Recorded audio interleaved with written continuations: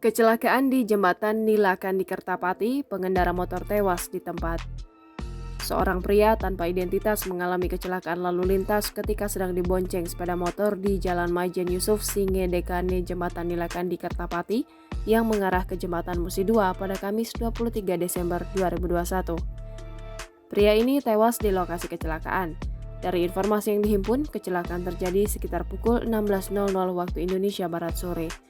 Dari video yang beredar di WhatsApp, terlihat jenazah korban kecelakaan tergeletak di atas jembatan dengan kondisi sudah meninggal dunia dan ditutupi daun pisang.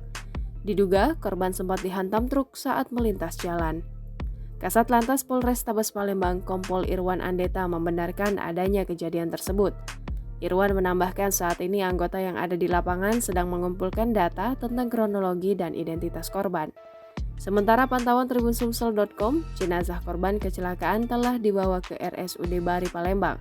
Dari informasi yang dihimpun, korban dibonceng oleh seorang laki-laki dengan sepeda motor, namun keduanya terjatuh. Korban mengalami luka fatal di bagian kepala dan bagian kanan kepalanya terlihat seperti gepeng dan lebam. Orang yang membonceng korban sebelumnya ada di lokasi dan sempat membantu membawa korban ke rumah sakit, namun tiba-tiba menghilang usai menghantar. Lalu saat diperiksa barang milik korban tidak ditemukan identitasnya, sehingga anggota Laka Satlantas Polrestabes Palembang masih mencari tahu identitas, alamat korban, dan kronologi kejadian.